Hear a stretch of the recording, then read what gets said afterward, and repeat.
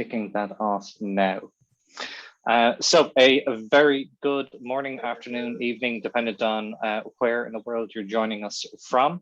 And welcome to our Ungated session on the death of cookies and the impact on MarTech. So we'll just go through a couple of housekeeping items, the rules, the regulations, the T's and the C's of this session. So as I just mentioned, we are recording the session. The session will be shared with you. So you don't have to take notes. You can refer back to that recording at a later date. We do ask that you keep yourself muted. You can choose to turn your cameras on. It is a little bit weird to look at 42 blank screens or just to stare at myself. So if you're willing, able, please do share your cameras. If you do have a question, if you want some further insight, if you're looking for an alternative perspective, do feel free to drop messages in chat. As I mentioned, myself and my colleague, Mike Cruiser, will be monitoring chat. We'll have an opportunity towards the end of the session, once we go through the majority of the content, to ask and answer some of those questions. To properly introduce myself, my name is Brendan Keating. I'm the Training and Development Manager here at Ungated, and I'm joined by Mike. Mike, do you want to introduce yourself? Yeah, I'm a CRM and Marketing Solution Architect here at Ungated, and I do a lot of time with this type of stuff. So I'm here to help Crystal with whatever questions come up. Perfect. Thank you, Mike. So you don't want to hear from me anymore. So Crystal, I'll hand over to yourself and we can dive right in. Thanks, guys. And a terrific Tuesday to everyone on the line. Thanks for taking time out of your day to join us on today's conversation. Again, welcome to me. My name is Crystal Solomon. I also am a part of Ungated's team here. I'm a marketing automation strategist and a privacy champion. I have about a hybrid role here, spend some of my time supporting migrations and implementations in the PARDA, or also known as Marketing Cloud Account Engagement and Sales Cloud environments, as well as leading the charge to really support our engagement managers in the privacy and consent management space. So I'm looking forward to leading discussion today on the death of cookies and the impact on MarTech. So our agenda today, first, we're going to kind of really establish cookie terminology, right? Let's going to explore a little bit of the cookie types that are out there, and then really dig into sort of what's changing and what isn't from an industry standpoint, get a real pulse of what's happening in the privacy space, and then really interpret what that means for you and what's next on the horizon.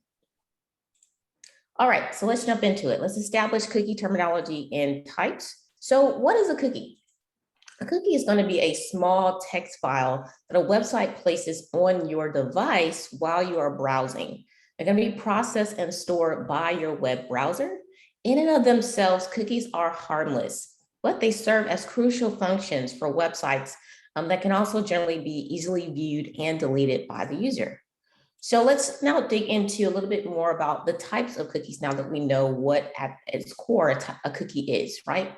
The first type of cookie you have is what's called a duration cookie.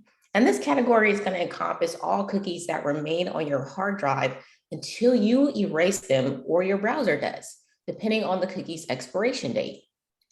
Now, session cookies are a part of duration cookies. There's a subset of duration cookies called session cookies.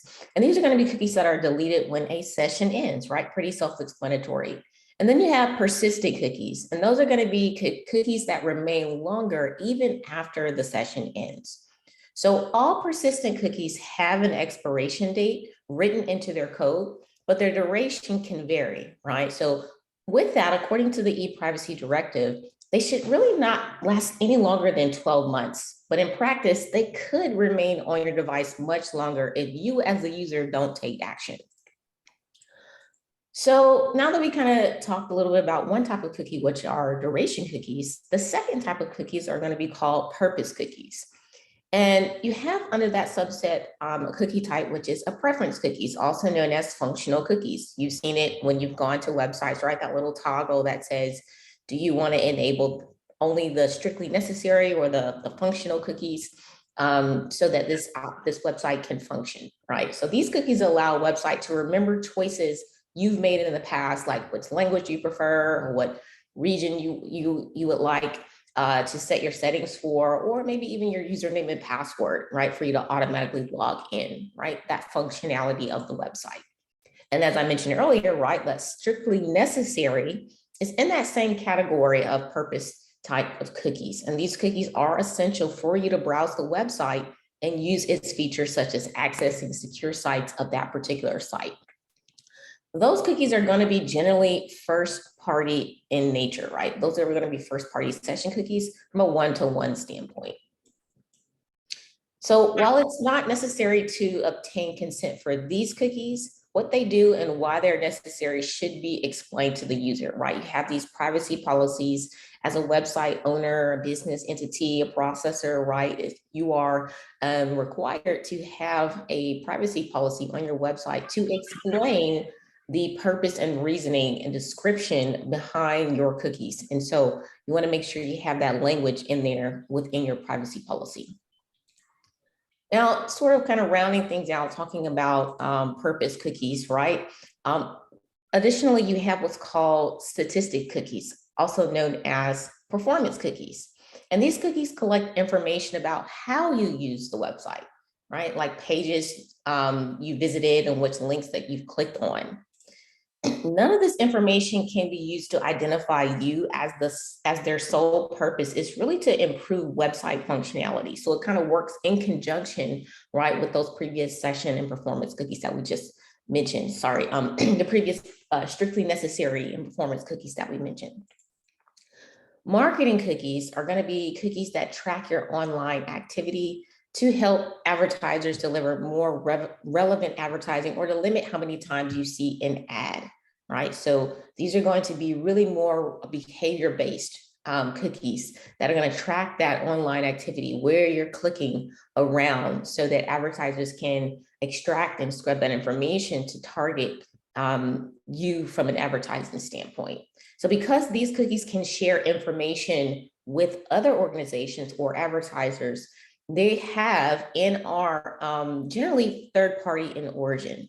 So that's sort of the difference between the types of purpose cookies you have, right? If you want to go back to this previous slide here, we'll be talking about preference and strictly necessary. These cookies are going to be first party in nature. These are more on the functionality, right? And then these other types of purpose cookies, statistics and marketing cookies, really on the marketing side, right? Those are going to be third party in origin, right? Because that's more of a tracking of your behavior. So rounding out to the third type of cookies, or another way of describing a cookie, you have what's called source cookies, right? And so as initially established, a cookie is going to be a small text file that a website places on your device while you are browsing. And so this is largely done in two main ways, as I really kind of outlined in the other types of cookies, right? You have first party cookies, which are going to be placed on your device directly by the website you are visiting, okay? And then you have third party cookies, which are cookies that are placed on your device, not by the website you're visiting, but by a third party, right? Like an advertiser analytics system like Pardot, as I mentioned.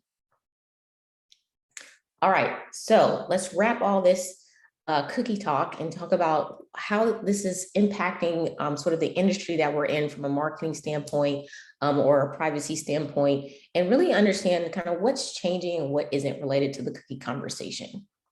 So before we do that, let's talk about why things are changing, right? So as we kind of gave you a description of the definition of a cookie and the types of cookies, well, what's happening in the background is that cookies are really storing and can store a wealth of data, enough to potentially identify a user without their consent. Cookies are really the primary tool that advertisers use to track online activity so that they can target users with highly specific ads. Okay, so given the amount of data that cookies can contain, they are considered personal data in certain circumstances, and therefore subject to privacy laws such as the European Union General Data Protection Regulation, right? Also known as EU GDPR. So that, along with the EU Privacy Directive, together, they both really regulate the use of cookies and list cookie identifiers as an example of personal information. If you're not familiar with GDPR, I definitely will encourage you to go out there and have a look at the definition of personal information or personally identifiable information, also known as PII, and sensitive personal information, also known as SPI, and really look at the definitions that roll up to GDPR and the EU Privacy Directive as it relates to how you need to classify, categorize, and understand what type of data falls underneath that particular category and definition. So when people complain about the privacy risk presented by cookies, they're generally speaking about these third-party or persistent and marketing cookies, right? So those cookies can contain significant amounts of information about someone's online activity, right? That behavior, that location, that preference, that tracking that we mentioned. And so when we look at that, we really kind of talk about the chain of responsibility. Who can access a cookie's data for a third-party cookie that's been set? And it can get a little complicated. So that can only really start heightening the potential for its abuse. Who's the owner? What is the original crumb? Since we're kind of playing on this whole cookie crumb, who's the source of that potential cookie? Can get a little complicated when we talk about accountability and source of origin. It's likely because of this that the use of third-party cookies has been in decline since the passage of the GDPR, which happened in 2018, right, years ago.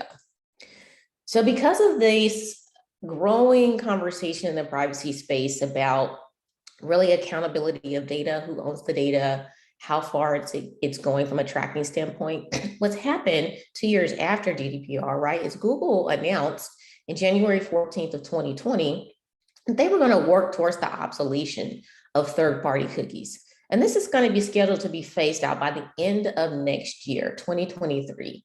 And so what's happening is Google's response, again, towards this is really a means of tag teaming both consumer sentiment as well as these global and domestic privacy laws so that they can really set the standard to enhance privacy on the web.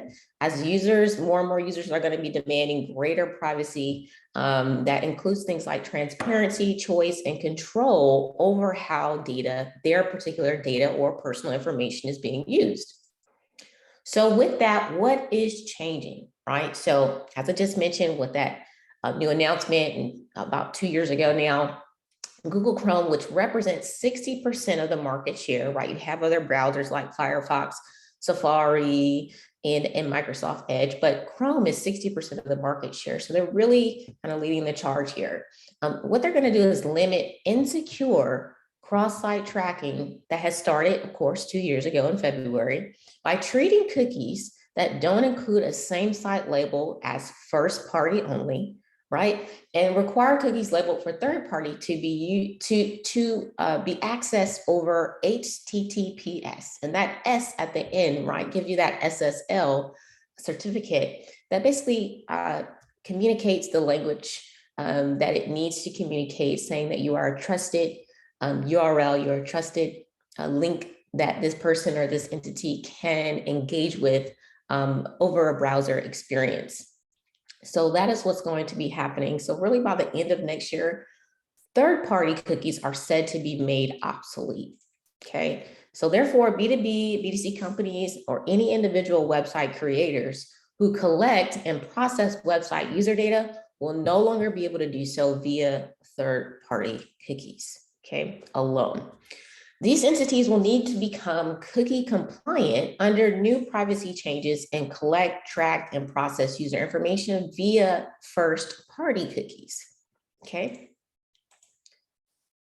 So what isn't changing? So sorry, but cookies as a whole aren't really dying. I know that was sort of your buy-in, your ticket to the entrance of our presentation today, but the death of cookies really as a whole, it's not happening. As we reviewed, there are other cookies that still exist that will still be at play in the Internet of Things, such as those duration cookies, functional cookies, and performance cookies. Those are not dying, right? Those cookies will still live on today and beyond the end of 2023. So those, again, are more in first-party nature, right? They will then be complemented by this new shift from those persistent marketing cookies that are really third-party in nature that are going to be leveled up to be said to have shifted over really to first party cookies for those particular marketing cookies in conjunction with these duration and functional and performance cookies.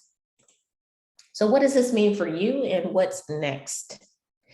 All right, so what would be the impact on a stakeholder such as yourself, right? You're a publisher, digital advertiser, any kind of brand that operates in this space. Really reconsider investing in what's called contextual and behavioral targeting. Okay, so in the absence of cookies, contextual advertising will become really the new cookie for many advertisers, right? It's going to provide that relevance to consumers who are increasingly concerned that they're being listened to or followed by cookie-based behavioral targeting, right? So as a result, publishers and content may become really the go-to strategy to provide consumers relevance in real time. So when we talk about contextual advertising, you want to think placing an ad for dishware on a recipe site or placing an ad for running shoes on a running forum, right? It's going to be relevant content, right, in real time. And so it's not going to be like, hey, I'm looking for running shoes on Amazon on a Tuesday. And then when I log in, I'm actually typing in Google search bar, some cookware. I'm now seeing those same running shoes from Tuesday. It's not going to be that type of experience. It's going to be contextual. It's going to be based on the context of your keyword search. And it's going to be related to the context of the actual browser or the website that you're on, right? That's really where the shift from a stakeholder standpoint, how you should really start to think about the future of your marketing efforts. So as I mentioned, this is where really the cookie conversation is headed, and trend reports have shown a 60% positive sentiment from consumers towards brands when ads that appear more contextually or real time are more relevant, right? You increase that brand trust when someone says, oh, wow, yeah, this actually is relevant. They must be reading my mind. I'm going to actually click on this advertisement because this is actually relevant to what I'm looking for. So what else does this mean for you, right? In addition to rethinking kind of your digital marketing strategy or what have you, and where you'd like to go in the future, you should really set aside some time to audit your current website, that privacy policy, as I mentioned, your CRM, your marketing automation system, whatever tool you are using to really spin up this type of data and content and integrate it together to ensure that you're really prepared for these changes. Okay, so you still have a right to process your users' cookie data as long as you receive explicit first-party consent, or if you can prove you have legitimate interest. And I would have in the parentheses research that in GDPR and look that privacy law up. And of course, if you have a legal team or a legal representative nearby, I would definitely speak with them to find out more about what legitimate interest really means and how you can then interpret that for your business practice. If you haven't already thought about how you can implement these and all of really the ongoing upcoming privacy and compliance changes, now is the time to do so. Again, really reach out to your legal team to make sure that conversation has been percolating. If not, I definitely encourage you to get the ball rolling there. When we talk about the future of your strategy, right? One other thing that you can consider in addition to contextual behavioral targeting is to really consider investing in potentially a cross-device identification system or strategy that will identify behavior across devices and maybe provide this 360 view of your customer, right? As we mentioned it, that cookie is placed on your device, each device, right? Most people are browsing across devices, right? Laptop, tablet, cell phone, desktop. So you really want to think about what are ways we can make sure we have a single view of that particular, prospect in our database, and our contact in our database that has opted in or maybe not has opted in, either across domains, right? If you have multiple brands with different tracker domains or different domains, as well as even across devices, how you can really capture and make sure you're getting a single view of that particular customer. So when we talk about privacy law and compliance, let's talk about how you can really think about becoming just cookie compliant at the very basic level. So to comply with the regulations governing cookies under GDPR and the e-privacy directive, you must do the following things, right? Of course, first and foremost, you have to receive users' consent before using any cookies except strictly necessary cookies, right? Those are going to be that website functionality, okay? You also must provide accurate and specific information about data that is collected, or what each cookie tracks and its purpose in plain language, right? Something that a third or fourth grader can read and understand before consent is received. So this goes back to, what is the verbiage on your cookie banner? Is it easily understandable? Does it contain too much legal jargon that's not easily readable or understandable? What type of verbiage is in your privacy policy? Is that presented to users and visible to them prior to them opting in and engaging and being tracked on your website?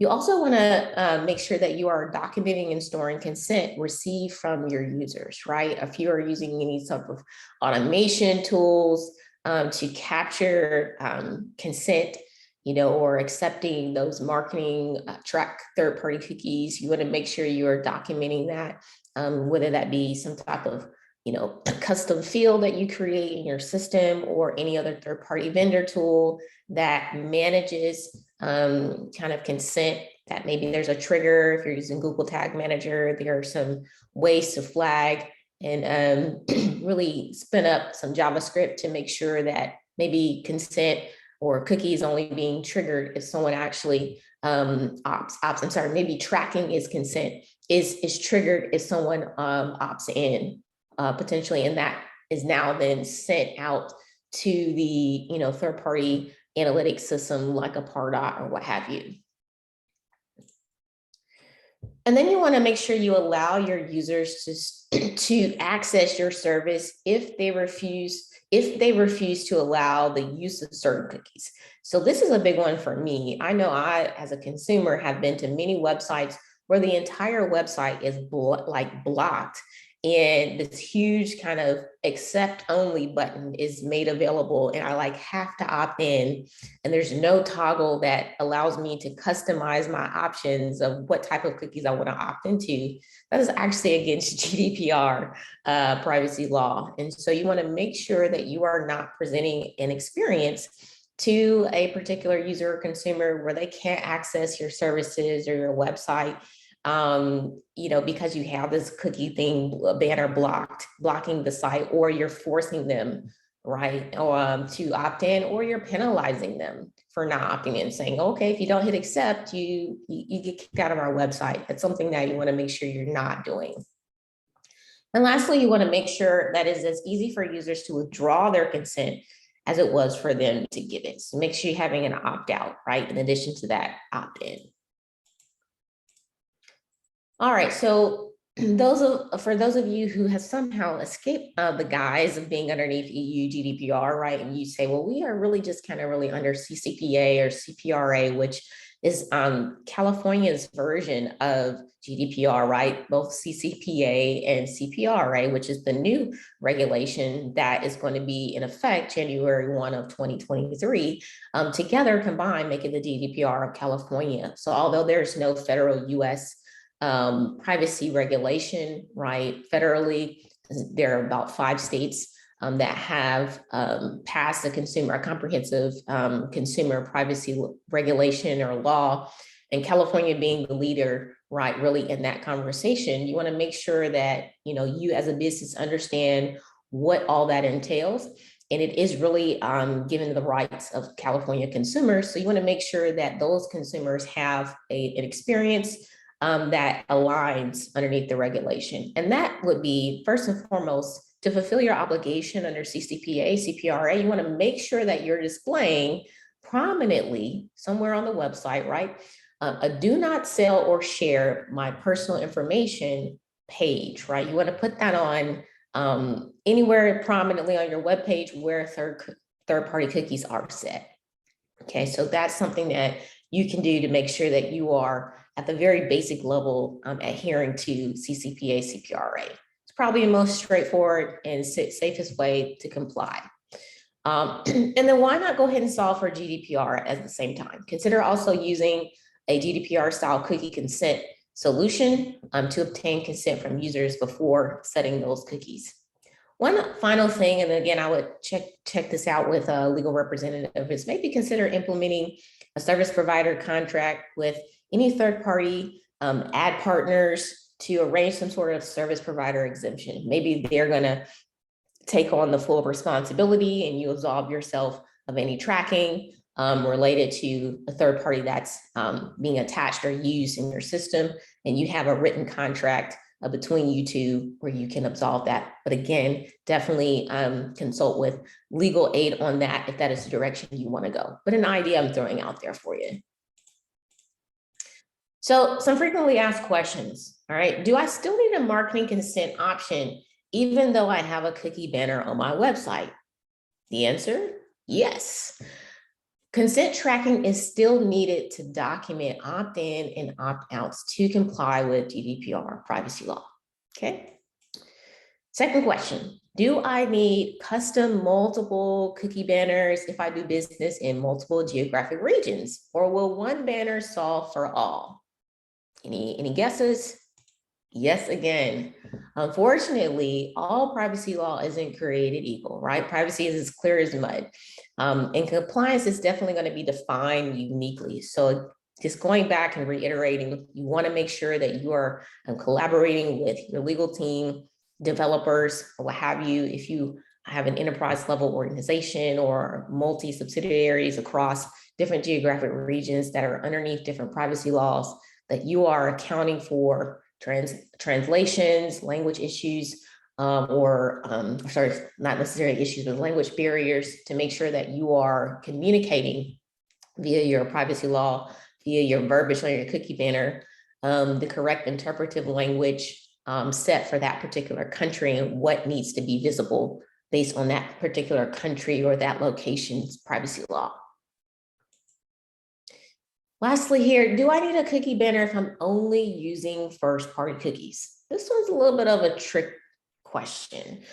You technically don't, but most websites just don't have first-party cookies only, right? So it's best to be on the safe side and include a cookie banner, right? Example, if you're using Google tracking, Google Analytics, or Google Fonts, they are going to be third-party in nature by default. So if things like that are already being incorporated into your website, you might as well go ahead and again, solve for the highest level, which is GDPR, and go ahead and put that cookie banner on there, even if you have first-party tracking turned on in your marketing automation system. Okay, so what's next? Okay, so as I mentioned about Google Chrome's announcement in 2020 about limiting insecure cross-site tracking, right, for those particular types of cookies. That push started in February of 2020 and is scheduled to be phased out by the end of next year. So what Google is doing in conjunction with that is working through their privacy sandbox initiative to develop advertising methods that protect users' privacy, but also enable some form of focused targeting. And one of their initiatives is called Google Topics. And I definitely recommend Googling Google Topics to learn more about what that particular initiative does, but it's basically at a high level an API-based solution that replaces the previous proposal of this federated learning of cohorts, also known as FLoC, as the latest sort of interest-based advertising privacy solution. And what it kind of is set to do is advise that different advertisers will be served different topics from the same individual through the API in an attempt to protect anonymity. So that's kind of the next hurrah from Google as their way of tackling this obsolescence of third-party cookies. So some other new technologies and how they're going to help fill this gap. There's outside of Google, right, and their initiative, there's actually an industry-wide effort such as this nonprofit consortium started by IAB and IAB Tech Lab called Project Rearc. And it's really set to develop sort of this less invasive alternative to third-party cookies that's going to enable advertisers to really still target users with relevant content, but maintain a high degree of consumer privacy. You also have this Trade Desk Unified ID 2.0 that's also gaining traction by building upon an open source ad ID framework. And lastly, you have individual providers like Tapit that's introduced new solutions like Switchboard that's going to increase the utility and value of maybe a cookieless ID space in conjunction with other IDs out there. Okay, so if you want to definitely have a look at some of these initiatives out there and join a forum or contact any of these open source or third-party entities that are working towards these goals and ideas out there, I definitely encourage you to have a look and look more at some of the white papers or case studies that are out there right now. So while there has been really no further progress when we talk about from the actual legality standpoint, right, the actual regulation from the top, right, while there's been no further progress on the e-privacy regulation to replace the directive, other EU digital legislations are gaining ground, such as the Digital Services Act. And so the EU Commission actually announced recently that both Parliament and member states had come to a swift agreement on the proposed Digital Services Act, which would seek to hold search engines, social media networks, and marketplaces accountable for policing content on their sites. So while cookies are not directly tackled per se, it will still kind of be indirectly affected if this Digital Services Act is provided, because it will definitely put more ownership and responsibility or accountability, right, on individual websites to police and manage and take accountability, right, for the information and the experience that they create. And so the rules regulating cookies are still being set, right? Nothing's really still permanently in stone or concrete for perpetuity. So while the cookie conversation themselves are really still continuously evolving, this will also mean for you that maintaining a current cookie policy will be a continuous job, right? It's not a set it and forget it, a one and done. We addressed that. We can now turn our eye and do other cool, email marketing type things. You actually still need to stay abreast, right? As new news, new updates still come down the pipe here from a privacy standpoint. However, what you can do is sort of properly inform your users about the cookie that your sites are currently using and how you're receiving their consent. This will at the very least keep you compliant and mitigate those data subject complaints. So even though things are still changing, you can do your best, right, to go ahead and inform your users and spin up something at the very baseline to make sure your particular target audience knows that you are attempting to adhere to these privacy laws, as cumbersome and now convoluted as they may be. So in conclusion, I hope that you've learned a lot, something that you didn't maybe know before that you've gained and you can take back to your team. But as a whole, I definitely want to put this disclaimer out here that, of course, myself and no one here on the Ungated line or team are legal aides or guides or representatives. And so all this information is educational in nature, and you should always, always, always seek legal advice and a legal representative to really make sure that your business is covered from a compliance and regulation standpoint. So thank you very much. And Mr. Brandon Keaton, sir, I'll turn it over to you. Perfect. Thank you so much. Excuse me. So before we dive into questions, and I'm seeing a lot of really great questions coming in, and Mike, as always, knocking them out of the park. But what a build your awareness of some of the other events and initiatives that we have running here at Sercante. So in terms of our Ungated series, we have an accessibility in digital marketing session happening within August. So dates are to be determined. But in this session, we're going to look at what it means to create truly accessible digital marketing assets. And we'll walk through the steps you can take to make your digital marketing content meet ADA guidelines. So we're not just talking about how our email displays and if the images and the content is orientated correctly. We're going a step further and considering those users that have accessibility needs. We are always looking for feedback in terms of sessions. So if you do have an idea for a session, you can email us at marketing@sercante.com. In terms of our training courses, so we run 6-week boot camps, the most popular being a Pardot admin boot camp, but we also run mini series workshops, which are deep dive sessions into a particular topic.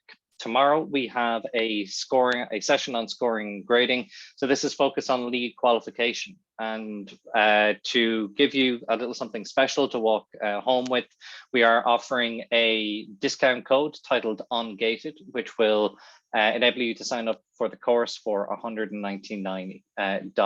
So these are 4-hour workshops. There will be an opportunity for breaks. It's very much a discussion-based session where we operate from the system rather than from a slide deck.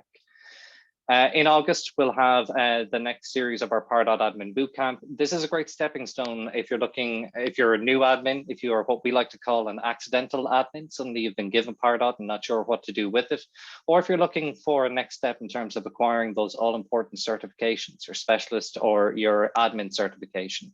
So we'll have you to understand the building blocks of automation and focus on main features and functionalities like lead qualification generation and overall engagement skills. The final session then that we have happening on August 10th is Salesforce Basic for marketers. So marketers are to a growing degree operating within Salesforce. We're seeing Salesforce's releases each year, and with each release contain new functionality that is based within Lightning and Salesforce itself. So marketers need to know how to utilize those features and those functionalities. So in this 6-week bootcamp, we look at Salesforce from the perspective of the marketer. What does it mean for us? How can we derive value from it? And how can we drive engagement with our between our sales and marketing teams? So that happens on Wednesday. So if you want to join, if you want to focus on Pardot Admin Bootcamp and Salesforce Basics, you can join both sessions if you wish. To see a full list of our upcoming trainings, you can check out the training session on our website. So those are the upcoming sessions, additional opportunities for learning, but let's dive into the questions. Mike, anything that spiked your interest? We had a lot of good questions, Crystal. So going all the way back, back to the definitions, we had a question on definitions. When we say session and persistent cookies, are we referring to the browser's session storage and local storage? If so, why are we referring to that as cookies? And the understanding is that they're handled differently than cookies. So, I mean, I replied, no, that's not what we're talking about. The browser session and local storage are different technologies, more built around web apps rather than cookies and stuff, tracking and stuff like that. It looks like you're looking for a slide, Crystal, so I'm assuming you've got a slightly different answer. Nope, I was just going to revisit. I'm sure you tackled that one really well. You said that the session cookies, right, was the question. I think that's going to be back here at the very beginning. Yes. Here, sort of the definition of that there. But yeah, continue in what you were saying. I didn't mean to cut you off as well. Yeah, so cookies are one technology. There are other technologies that Crystal alluded to in some of the later slides. The ones that we're talking about here were not on the slides. Local storage, session storage, those are browser-enabled technologies that allow web apps to be built. So, web pages that run like an app on your phone, run like an app on your desktop. It's a different thing. It's a different purpose.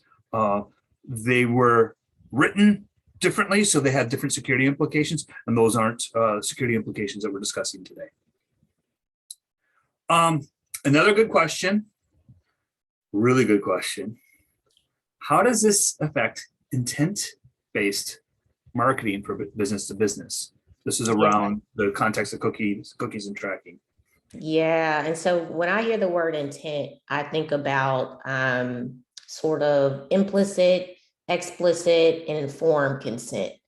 And I also think about when I hear the word intent, I think about a feature called scoring in Pardot, right? When we talk about the prospect's intentional interaction or engagement or their behavior. So I think about intent when we talk about consumer behavior. And when I hear the word intent, I think about implicit, explicit, and informed consent, which are really defined differently based on privacy law. And so I would start really at that high level to understand from a CCPA, CPRA, right? As we mentioned that is a California consumer comprehensive consumer privacy law that is based on informed consent, right? And so that is defined in a certain way that basically doesn't require what's called an explicit opt-in consent. You don't necessarily need to get a verbal or written explicit confirmation that someone has opted in to be tracked or to provide, certain types of, privacy protection in that way. And so that's what my understanding of that particular definition is. But when we talk about GDPR, that's when we get into explicit consent. And that is what's necessary. And so from an intent standpoint, you, as a processor, as a business entity, you need to account for intentionality of behavioral tracking from an explicit standpoint to really be in compliance underneath GDPR. And so I'm hoping that I'm hitting the question, or going in the direction of the question from what was asked, but those are kind of how I would, the two things that come to mind when I hear the word intent. And it also goes back to legitimate interest that I referenced later on in the slide about if a business has a legitimate interest or a legitimate interest, from the consumer has been expressed in a business, right? That they can prove that this has been a legitimately intentional action from someone to say that they legitimately were interested in our business underneath GDPR, right? That could be considered to be consent. And so again, I want you to review that with your legal team to make sure the interpretation of that law is executed upon within compliance. But based on my understanding of that, I also think about that definition as well and how that's interpreted under GDPR.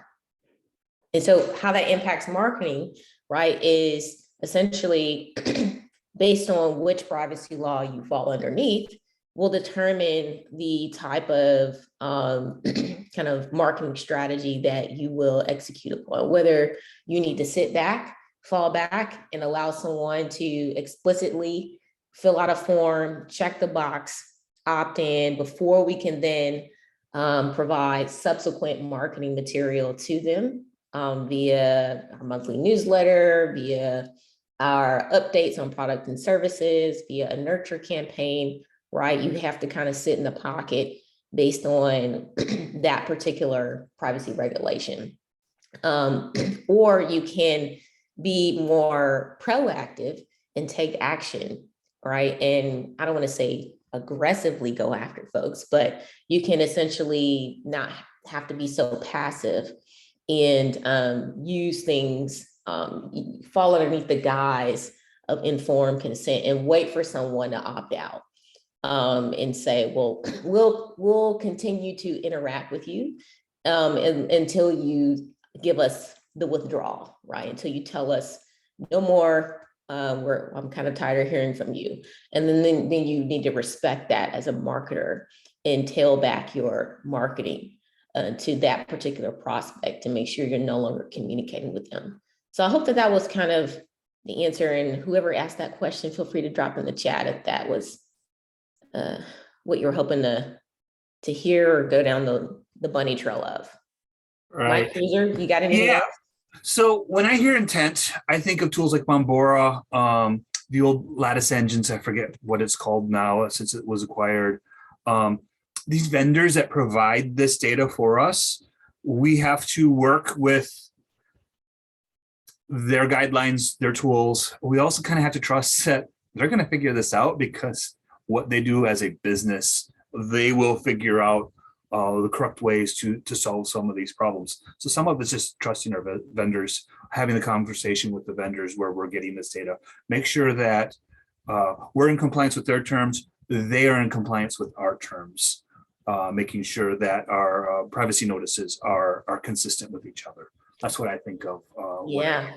Yeah, definitely. And it goes back to what I was saying about that agreement, that you could potentially set up as an option. And again, I would have that reviewed with your particular, legal team. But essentially, if you want to think about a way to solve for the cookie compliance conversation, right underneath, this is it right here, that sort of service provider contract, right, with that third party vendor that you spoke about, Cruiser, to arrange and make sure that you're on the same page. Even if you want to provide an exemption on your end, you can maybe try to see if you can get that written in, but at least have that, service provider agreement, or have that conversation, because you as the data owner, right, it goes back to who owns this data. You are responsible for how any integrations or third parties that you engage in, how they are handling data as well. So you're not off the hook just because you are, kind of integrated with some other third party vendor, and you're saying, well, we don't know what they're doing over there. You can't really use that as an excuse underneath these regulations. Anything else, Cruiser? Yes, we have more questions. Can consents be opt-in and last, or is it something that a visitor would have to give every single time they visit our website? Yeah, definitely not last. It has to be the very first experience for any type of data or tracking that you are, implementing. And so when we talk about cookies, go ahead. I said, and last, I meant is persistent would probably be a good rephrase of that. I think you heard last, and I think the opt-in is that stick, is that persistent? I think is what I see. Got the it. question was. Yeah. Not in like order of operations type thing. Got it. So yes, when we talk about a marketing automation system like a Pardot, right? If we are tracking, if someone's cookies, right, are opted in for that particular browser, it goes back to if someone has cleared out that particular device, browser, and absolved themselves of being tracked, that is unfortunately something that it doesn't stick forever, right? The user has control over that experience. However, if they never clear their cookies, right, on their browser or on their device, then they stick essentially. That is for the marketing and the tracking. But from the other types of cookies that we just spoke about, right, the functional, the session cookies, those could, last, longer than that 12-month expiration period that it should be expired after that point. So it really just depends on the type of cookie. But from a marketing standpoint, as long as a person has not, a user has not, from my understanding, Cruiser, definitely correct me if I'm wrong on this, but my understanding, unless someone has actually cleared that out, that does stick.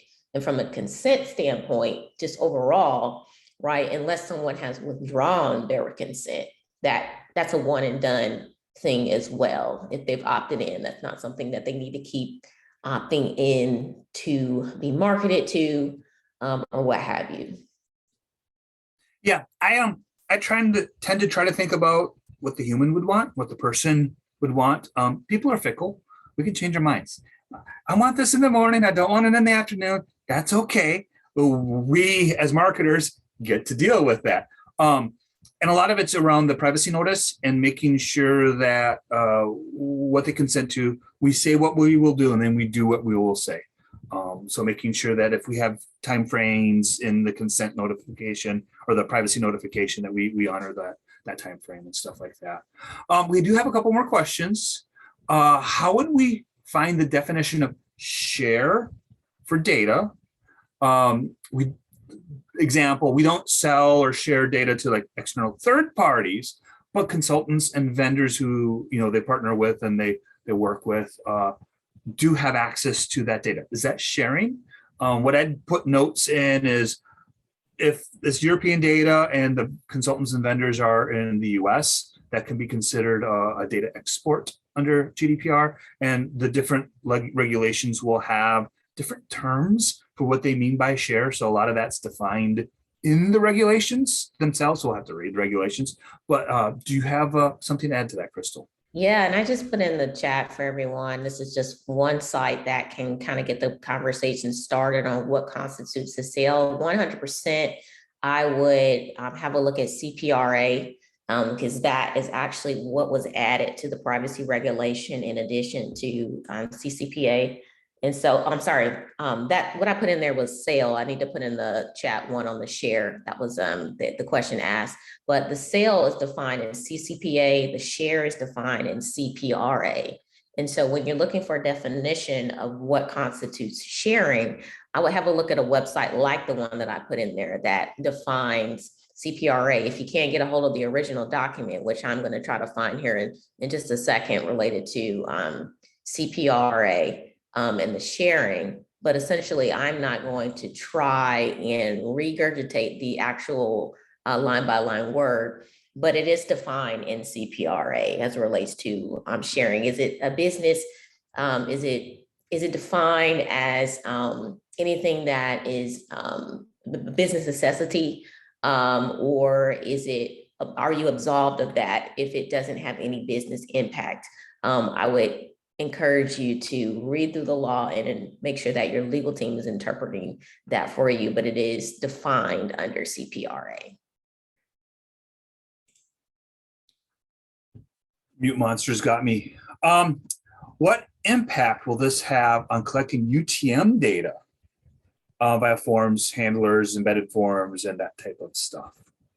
Yeah, phenomenal question. And Christian, what are your initial thoughts on that one? Actually, I'm going to defer to you on this one. Yeah, so UTMs generally are published on the URL. So that kind of sidesteps the whole cookie thing. But a common pattern that we'll see is we'll capture those UTMs and we'll actually write those to our own cookies as a website. We'll write those to our own cookies, so we have better memory of what those UTMs were in case we start navigating from that initial landing page to a subsequent page, and collect a form fill on a third or fourth page. Without that cookie tracking, we lose the UTMs. In that case, tools, the analytics tools like Google, those self-report immediately, so they don't lose that tracking. But if we're trying to get these UTMs into one of our marketing tools like Pardot or Marketing Cloud, right, we need to do more work to get that. So it partially sidesteps the cookie, but then also partially forces us to do this very thing that we're talking about with just cookies. But then we'll want to make sure that we're doing first-party cookies and we're managing these cookies ourselves, and it will take work to do a good job with that. That would be what I would say about that. Well said. What else we got in the chat or from before that you hadn't tackled? Yeah, we're getting pretty close to the end of the list. A question around operational emails. Would we need to gain explicit consent in order to track clicks and opens on operational emails? No, those are absolved. So anything transactionally related is really exempted from this consent, regulation or compliance, right? Because this is a necessity for the business to communicate, and it's not of marketing nature, right? And I think that's how you kind of define what falls underneath the guise of consent, tracking, opt-in, right? It's anything of marketing nature, promotional based, selling type information. But if it's you're already in, some type of service provider agreement, or you need an update on something related to a product, right, that you're still in, you still have, right, for this particular business, it is perfectly fine if you as a consumer are opted out, right, that you receive a transactionally or operational related email from a business. It doesn't break any type of privacy regulation for you. So there really is no consent needed. And so tracking there, you can certainly, utilize your marketing automation system to track opens, clicks, what have you, or any type of reporting metrics related to that email template or actual email send there. So I'm gonna have a slightly different answer, Crystal. Sure. I'm gonna go back to GDPR. This is the GDPR. In case you've never seen it, it is that thick. There's 7 legal means for processing. Fulfillment of contract is one of those legal means. And I think these operational emails likely fall under fulfillment of contract. There is a case, I think it was in France, and I think it was Visa or MasterCard, where they were sending their bill notifications. Hey, we sent you a new bill. Log in to pay your bill, which is an operational email that, obviously makes sense. It's fulfillment of contract. Like, we need this to do business. So it's like outside of the marketing.